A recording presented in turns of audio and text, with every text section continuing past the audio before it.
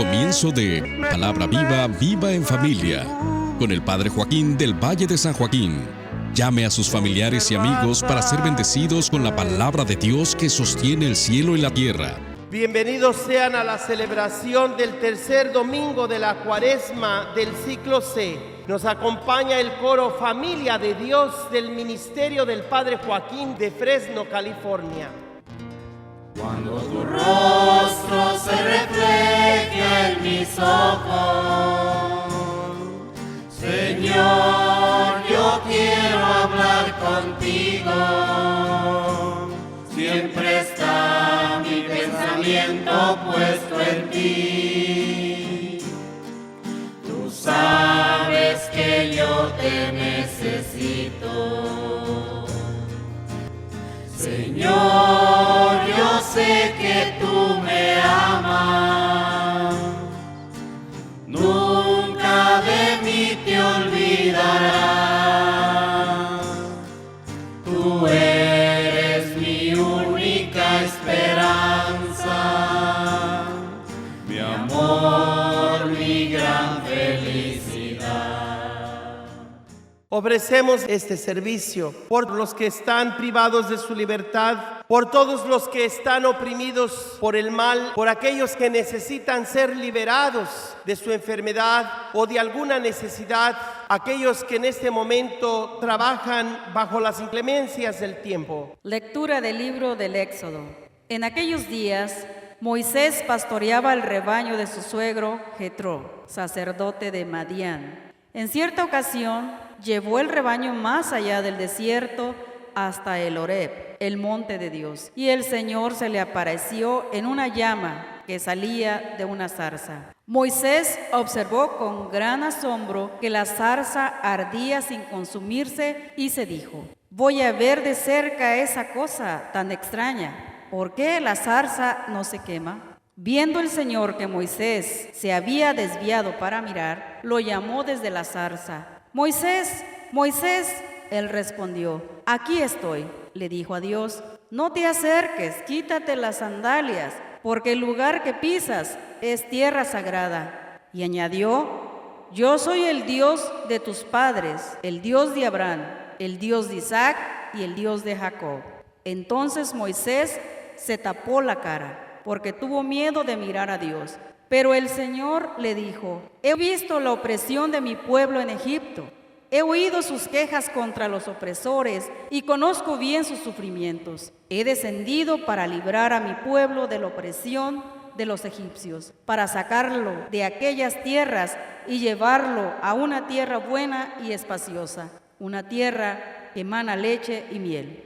Moisés le dijo a Dios: está bien, me presentaré a los hijos de Israel y les diré: el Dios de sus padres me envía a ustedes. Pero cuando me pregunten cuál es su nombre, ¿qué les voy a responder? Dios le contestó a Moisés: mi nombre es Yo Soy. Y añadió: esto les dirás a los israelitas: Yo Soy me envía a ustedes. También les dirás: el Señor, el Dios de sus padres, el Dios de Abraham, el Dios de Isaac, el Dios de Jacob, me envía a ustedes. Este es mi nombre para siempre. Con este nombre me han de recordar de generación en generación. Palabra de Dios. Te alabamos, Señor.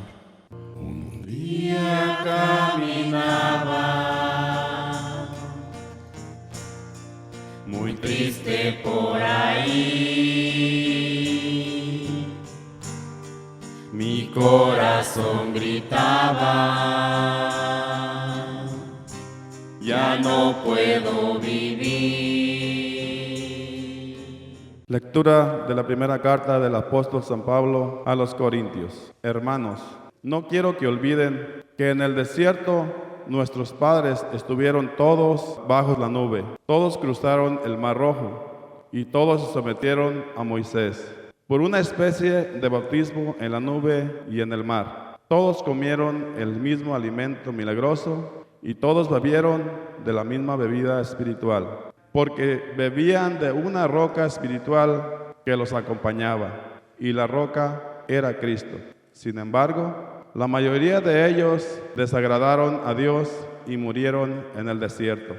Todo esto sucedió como advertencia para nosotros, a fin de que no codiciemos cosas malas como ellos lo hicieron. No murmuren ustedes como algunos de ellos murmuraron y perecieron a manos del ángel exterminador. Todas estas cosas les sucedieron a nuestros antepasados como un ejemplo para nosotros y fueron puestos en la Escritura como advertencia para los que vivimos en los últimos tiempos. Así pues, el que crea estar firme, tenga cuidado de no caer. Palabra de Dios. Te alabamos, Señor. Alabanza y gloria a ti, Señor Cristo Jesús.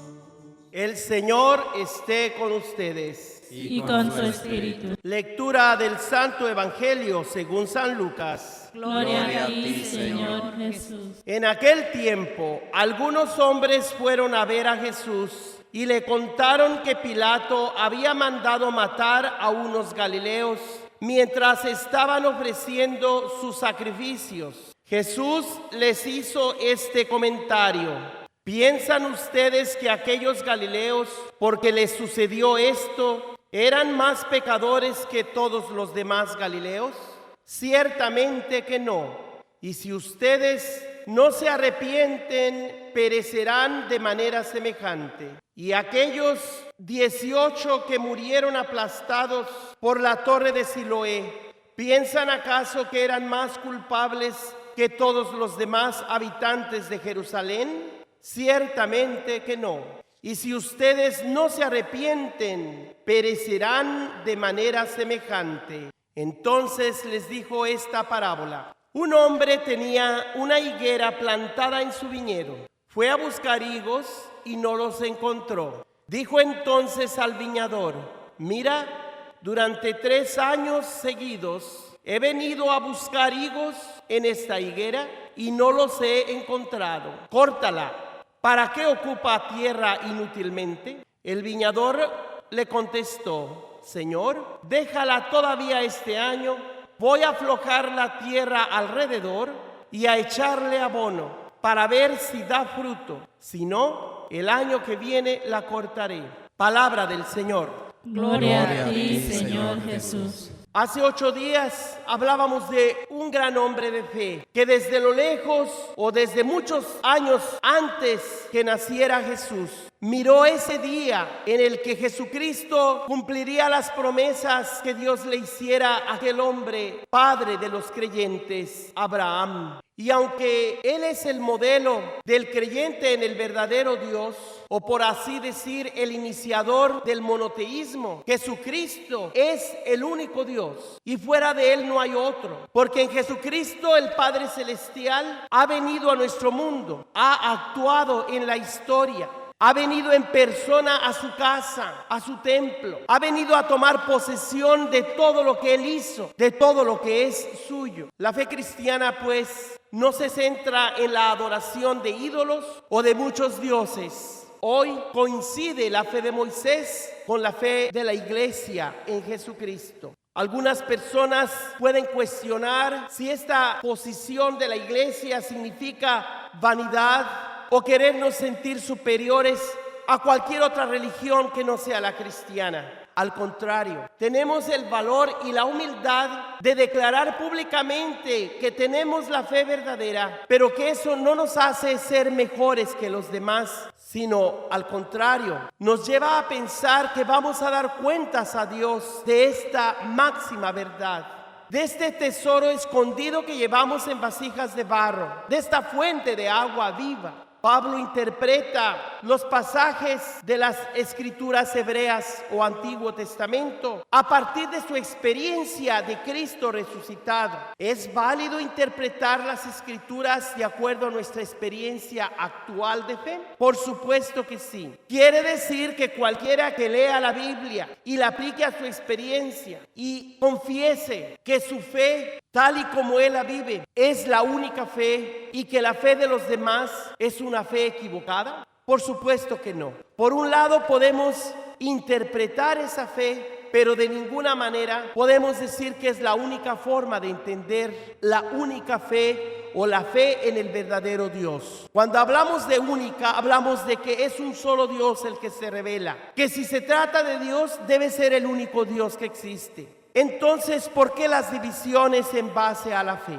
Hoy hablaremos de las razones por las que muchas personas creen interpretar la fe, pero a la vez corren el riesgo de interpretarla mal. ¿Cuál es entonces el criterio de interpretar esa fe? Lo primero que debemos decir, que aquellos que dicen que solo basta la Biblia para ser salvos, hoy decimos no es así. La Biblia no resultó por arte de magia, es fruto de todo un proceso.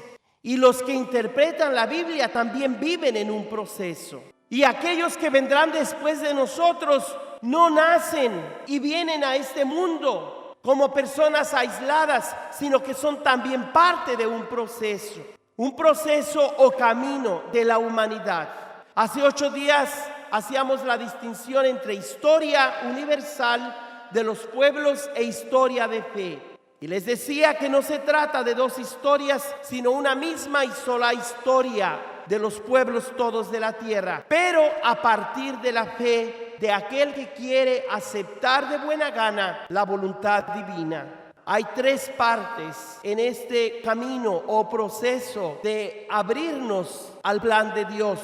Primero que nada está la experiencia. Todas las personas somos capaces de identificar lo que sentimos, lo que vivimos, bien sea las opresiones del maligno o las necesidades de nuestra vida mortal o nuestros ideales.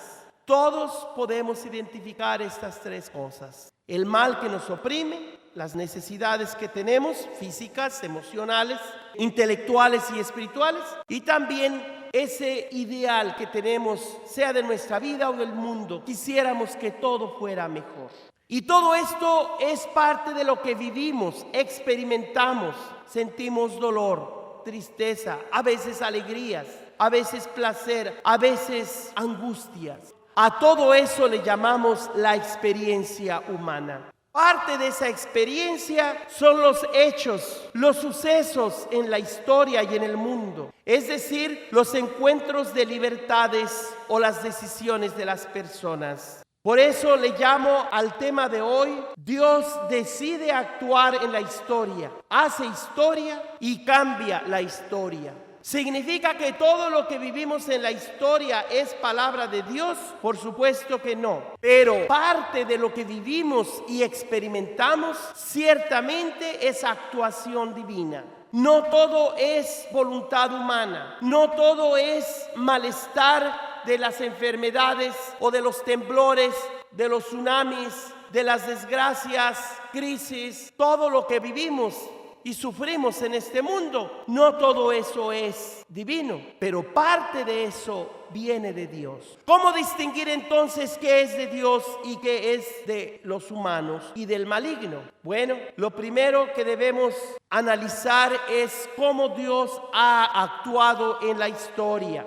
Nos dice el libro del Éxodo, que precisamente se llama Paso del Señor, eso significa Éxodo. De allí entonces que hablamos de proceso o camino de liberación, cómo el Señor se dignó bajar hacia su pueblo, que ya le había gritado desde lo más profundo de su experiencia de dolor y aflicción, de la opresión de los egipcios. Cuando Moisés llevaba las ovejas más allá del desierto, hasta el monte Horeb, el Señor se le apareció en una llama que salía de un zarzal. A Moisés le llamó la atención que el arbusto no se consumía, ardía y ardía, hasta que decidió acercarse. Cuando el Señor percibió que Moisés se acercaba, lo llamó desde el fuego diciéndole: Moisés, Moisés. Él respondió: aquí estoy. Le dijo Dios: no te acerques, quítate las sandalias porque el lugar que pisas es tierra sagrada. Y añadió: yo soy el Dios de tus padres, el Dios de Abraham, el Dios de Isaac y el Dios de Jacob. Lo primero que hace Dios es identificarse como el Dios de la familia, el Dios del pueblo, el Dios de la tribu. Cuando una persona quiere saber si está interpretando debidamente su experiencia de Dios, tiene que tomar en cuenta la fe de los antepasados. ¿Cuántas personas exaltadas andan proclamando que la Virgen se les aparece en un árbol, en una piedra? Y lo primero que debemos preguntar, ¿qué pasa con estas personas? ¿Cuál es su vida, su experiencia? Por un lado puede ser que sea gente muy religiosa y a partir de esa experiencia pueden decir que Dios les ha hablado. Por otro lado puede tratarse de una persona entre las drogas, el alcoholismo, completamente perdida y va a un retiro y siente que el Señor le está llamando a dejar atrás la vida de pecado. Y también puede ser que allí Dios le esté hablando. Pero puede suceder que esas visiones no siempre vengan de Dios, sino simplemente del deseo de cambiar. Y a veces hasta el maligno puede hacerles sentir o hacerles oír cosas parecidas a las de Dios. ¿Cómo distinguir cuando algo viene de Dios o viene del mundo o de nosotros mismos? A partir de nuestra experiencia, de lo que ya sabemos, lo que Dios dice y hace, lo que Dios es para su pueblo. Dios se presenta como el Dios vivo, no como el Dios de los muertos, porque para Dios Abraham sigue vivo. Al taparse la cara Moisés por temor a perder la vida, el Señor le dice: he visto la opresión de mi pueblo en Egipto, he oído sus quejas contra los opresores y conozco bien sus sufrimientos. Cuando vengo ahora a liberarlo, lo haré a través de ti. Nosotros vivimos en este tiempo el año del sacerdote y sabemos que para el pueblo cristiano católico romano el Señor sigue liberando a su pueblo por medio de líderes, pero siempre y cuando estos líderes representan al único y verdadero mediador entre Dios y la humanidad. Ya no Moisés, ya no ningún profeta del Antiguo Testamento, sino Jesucristo. El sacerdote que dirige la comunidad cristiana representa a Cristo cabeza, a Cristo mediador. Y por los sacramentos y la bendición del sacerdote, usted que es miembro del pueblo de Dios, tiene la certeza de escuchar palabras inspiradas en la Sagrada Escritura, como dice Pablo hoy a la comunidad de Corinto. Todo esto sucedió como advertencia para nosotros, a fin de que no codiciemos cosas malas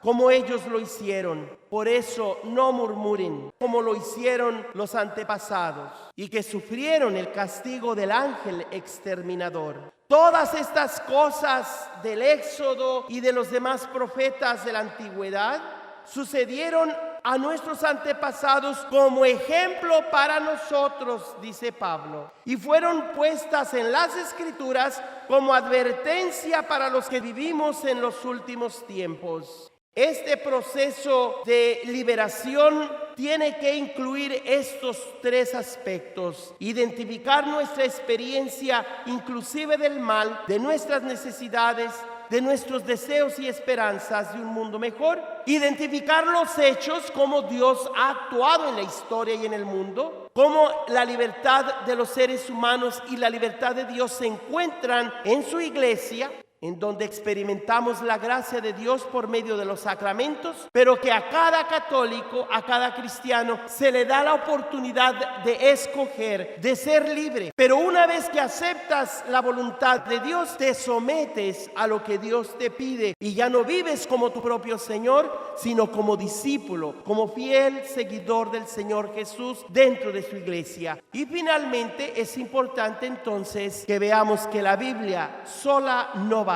Es necesaria una respuesta de parte del creyente. A esta respuesta le llamo interpretación. Unos para murmurar: Dios nos sacó de Egipto y ahora nos estamos muriendo de hambre. ¿Por qué no nos regresamos a la tierra donde por lo menos teníamos ollas de carne y de cebollas? Aquí no hay nada que comer. Y eso que Dios ya les había empezado a alimentar con el maná o pan del cielo, y ni así creían. Eso es una blasfemia ante Dios, y esa murmuración la pagan muy caro aquellos rebeldes. Otra forma de dar respuesta o de interpretar la palabra de Dios es lo que hizo Pablo. Ver eso como ejemplo para nosotros. Si se portaron bien, para portarnos bien nosotros. Si se portaron mal, para evitar el pecado, como le sucedió al rey David al cometer el adulterio. Y después también nos dice Pablo que esa fue una advertencia, como lo hará Jesús en el Evangelio de hoy. Y esa advertencia es precisamente para que no nos sintamos superiores a los demás, sino caminantes con todos los seres humanos, bien sea de nuestra fe o de otras tradiciones de fe. Y finalmente, las Escrituras deben confirmar nuestra fe y confianza en Dios. La Biblia no tendría sentido si no animara la expresión y la liturgia, es decir, la profesión pública de la fe del pueblo de Dios. La Escritura fue compuesta para ser proclamada en alta voz y ser celebrada como lo hacemos en la iglesia en la que nacimos y de la que recibieron nuestros padres también la fe, y nosotros continuamos esa misma fe. Por lo tanto, este proceso o camino de fe y liberación tiene pues esas tres partes: la experiencia humana, los hechos o sucesos en la que las libertades cuentan o las decisiones cambian la historia, hacen historia, y finalmente esa respuesta que debemos dar nosotros de fe, de aceptación y no de murmuración y de queja. Dios, si nos hace pasar momentos críticos, también tiene la fuerza y la compasión para ayudarnos a caminar con confianza en nuestra vida. Señor, tu gusano Sueña ser mariposa. ya No quiero arrastrarme. Tengo ansias de volar, ser como un río a donde caiga agua del cielo,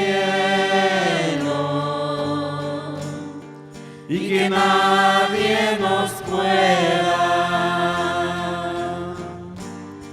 dividir ni separar. Transfórmame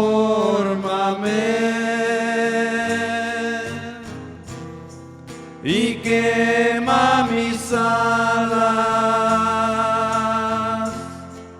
mi Dios y mi Señor. Transfórmame a ti, transfórmame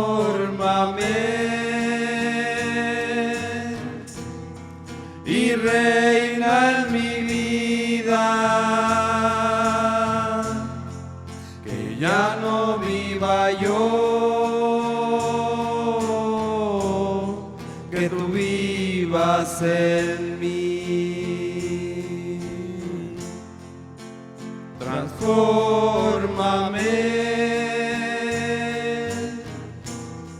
y reina en mi vida, Que ya no viva yo, que tú vivas en mí. Que ya no viva yo,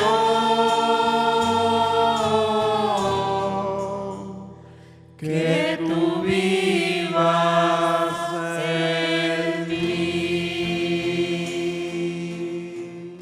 Nosotros hoy agradecemos a Dios el llamado que nos ha hecho de ver en la roca donde bebieron el agua los israelitas el símbolo de la roca Cristo Jesús, como lo dice San Pablo. Nuestros padres estuvieron todos bajo la nube, todos cruzaron el Mar Rojo y todos se sometieron a Moisés por una especie de bautismo en la nube y en el mar. Todos comieron del mismo alimento milagroso y todos bebieron de la misma bebida espiritual. porque bebían de una roca espiritual que los acompañaba, y la roca era Cristo. Y aunque muchos de ellos no le agradaron a Dios, pues murieron en el desierto, Dios no deja de seguir teniendo compasión de sus fieles. Por eso, en el tiempo que Jesús predicó su mensaje, muchos tenían la idea popular que cuando una persona sufría una desgracia era porque Dios los había castigado.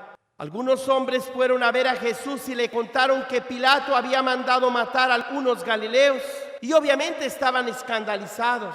Y Jesús les dice: ¿piensan ustedes que aquellos galileos, porque les sucedió esto, eran más pecadores que todos los demás? Pues no es así. Si ustedes no se arrepienten, perecerán de manera semejante. Y aquellos 18 que murieron aplastados por la torre, ¿piensan acaso que eran más culpables que los demás habitantes de Jerusalén? Tampoco es así. Si ustedes no se arrepienten, perecerán de la misma manera.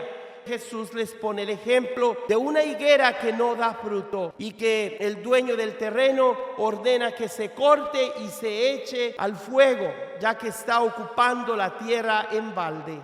El hortelano o el cuidador del huerto le suplica al patrón: no lo hagas, voy a ponerle abono, voy a echarle más agua, a cuidarla, a podarla, y si no da fruto para el año próximo, entonces la cortas. Jesús es como este jardinero o este cuidador del huerto que cuida de nuestras vidas e intercede ante el Padre Celestial para que en este año no muramos, sino que nos dé un año más para ver si el próximo damos más fruto. Les invito a todos ustedes que me escuchan a pensar que este sea el último año de nuestra vida y que al vivir en esta cuaresma Jesús está intercediendo para que vivamos un año más. Vivamos cada día, como nos dice ese refrán. Vive este día como si fuera el primero, como si fuera el único y como si fuera el último de tu vida. Que la bendición de Dios Todopoderoso, Padre, Hijo y Espíritu Santo, descienda sobre ustedes. Amén. Amén.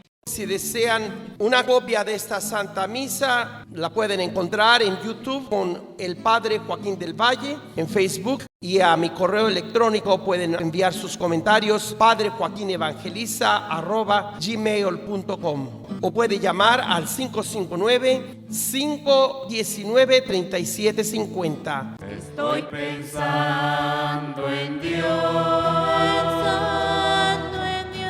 Estoy pensando en su amor. Estoy pensando en Dios. Estoy pensando en su amor. Olvida el hombre a su Señor y poco a poco se desvía, y entre angustia y cobardía va perdiéndose el amor. Dios le habla como amigo, huye el hombre de su voz. Y siento angustia cuando veo que después de 2000 años y entre tantos desengaños, pocos viven por amor. Muchos hablan de esperanza, mas se alejan del Señor. Todo podría ir mejor si mi pueblo procurase caminar sin alejarse del camino del Señor. Pero el hombre no hace suyo los senderos del amor. Todo podría ir mejor si entre amor y alegría, pues en las Madres María y los Padres San José y los hijos imitasen a Jesús de Nazaret. Estoy pensando en Dios. Estoy pensando en su amor. Estoy pensando en Dios. Estoy pensando en su amor. Acabas de escuchar la predicación con el Padre Joaquín del Valle de San Joaquín. Si desea una copia de la Santa Misa o solo de la predicación del domingo que pida, mande su ofrenda al Padre Joaquín, P.O. Box 12131 en Fresno, California. Código postal 93776.